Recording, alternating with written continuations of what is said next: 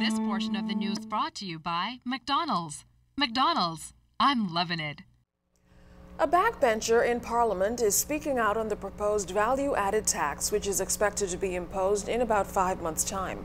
Marcos City MP Greg Moss told the House he opposes the tax system and will vote against it, saying it's not right to impose another expense on the middle class and poor. Meantime, Moss commended government for being serious about the question of taxation and addressing the issue of revenue collection. However, he expressed some concerns. He shared his illustration of how he feels the wholesalers and retailers would be affected. When he imports it, he'll pay his 15%. Government gets that. 15% is done. When he sells it here, he will add in all his costs. He will add in all his profits. He'll add in everything to that. And this guy, the retailer, will buy it from him and pay his 15%. But this retailer, first, this guy, the wholesaler, he got his tax back because he put it in this price for the retailer. Well, PLP Chairman Bradley Roberts said no one should be surprised by the opinions expressed by the Marcos City MP Greg Moss. Mr. Roberts noted that the Progressive Liberal Party has a culture of tolerance for dissenting opinions. In a press statement, Roberts adds it's not unusual for members of Parliament on the PLP side to be outspoken on national issues. He said some of the younger or new generation PLP leaders are trying to find their way through the world of politics in an attempt to establish a brand and some independence. Mr. Roberts said they can't be faulted for doing so, saying the Prime Minister is so secure in who he is as a political leader that he encourages dissenting opinions and independent thought.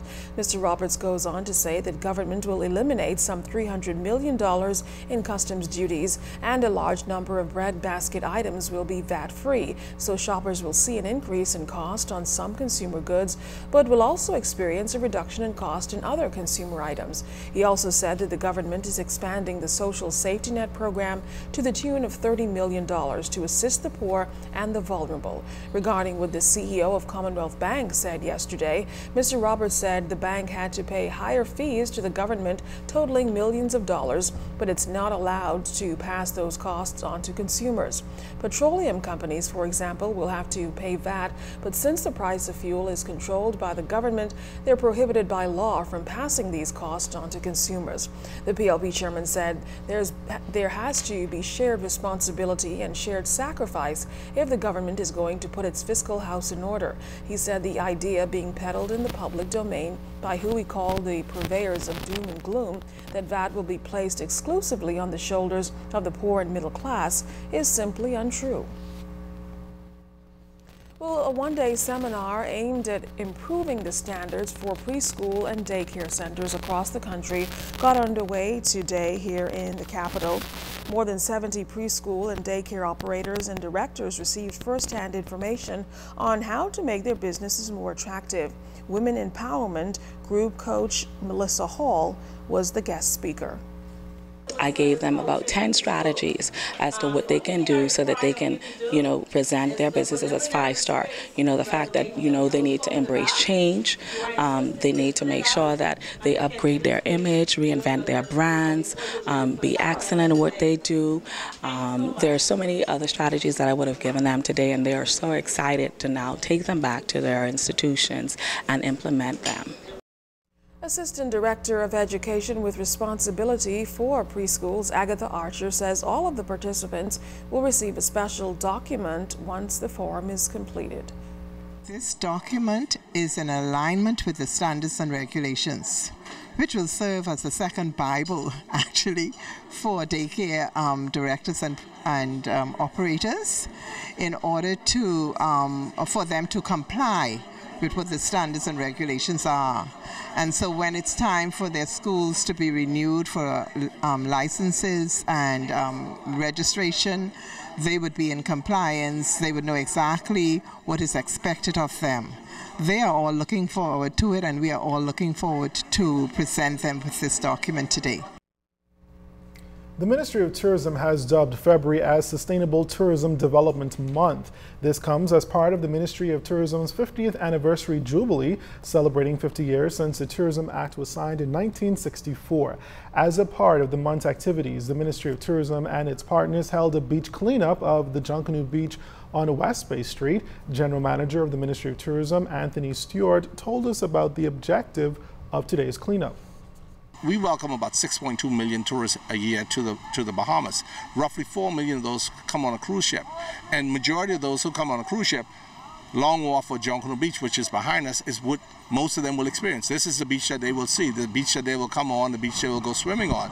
So we decided to start with this beach to rehabilitate it, to fix it, to make it more enjoyable, not only for our visitors, but for Bahamians as well. We want to encourage Bahamians to come back to the beach to enjoy Long Wharf like we used to one time ago as well. The month was also marked by the Small Island Development Conference hosted by the Ministry of Tourism in conjunction with the United Nations World Tourism Organization and the IDB. Lydia Adderley from the Ministry of Tourism Sustainable Development Department told us more about the conference. Really just a meeting for Caribbean states to discuss how we can go forward in creating a more sustainable economy in light of tourism, not only as individual countries, but together collectively as a region.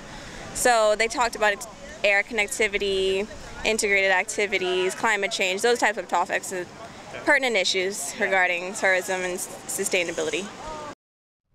A massive roof fire temporarily suspended operations at Commonwealth Bank's Oaksfield branch last year. Considered the bank's busiest branch, officials immediately conducted renovation works through contractors, hoping it would be completed in a timely manner. Well, that upgrade should finally be done in a matter of hours, with a grand reopening set for this Monday. Our Altivi's Munnings has this preview. Employees can't wait, and neither can the customers. Commonwealth Bank will reopen its Oaksfield branch on February 24th, some 9 months after a devastating fire destroyed its roof. Construction to expand the facility began last July, and the funds from the $2.25 million contract have proven to be well spent, although Bank President Ian Jennings admitted there were some hiccups along the way. Originally we started as an extension. There were some complications when we started looking at some of the renovations. It meant there was some additional work had to be done halfway through the contract. But we're very pleased with it. And we've also extended the size of the branch by about 2,000 square feet, adding in more room for both our accounts officers now have offices as opposed to being small desks, and their credit officers and our account control staff all will be in much roomier facilities. This is Commonwealth Bank's most busiest location in New Providence. Bank officials have attributed most of that activity to 20,000 automatic banking machine transactions a month. And with that said, the bank will maintain its standard operations with new programs to be added later on in the year. We do have scheduling issues with regulatory changes, etc., that are upcoming that we're still reviewing and revising our product implementation schedule. But yes, we are working on some new products that we hope to deliver later in the year, and I think that our customers will be very favorably impressed when we deliver them. All of the approximately 40 staff members will return to work at their renovated offices, and although there aren't any new hires, the bank is still looking at, for 2014, very heavy control over costs. So obviously we're looking at maximizing the efficiency of everybody. But no, we'll basically be the same number of complements coming back. Nobody was laid off because of the fire. You know, Commonwealth Bank is the Bahamian bank. We're here to stay, and we're continuing to plan for growth and move forward. Altivi's Munnings, ZNS Network News. Well, it's getting down to the wire at the Hugh Campbell basketball tournament. Currently, right now, you're looking at a live shot of the game going on between Sunland and Westminster.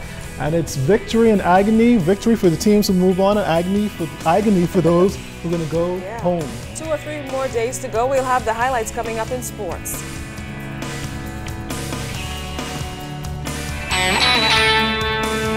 This portion of the news was brought to you by McDonald's. McDonald's, I'm loving it.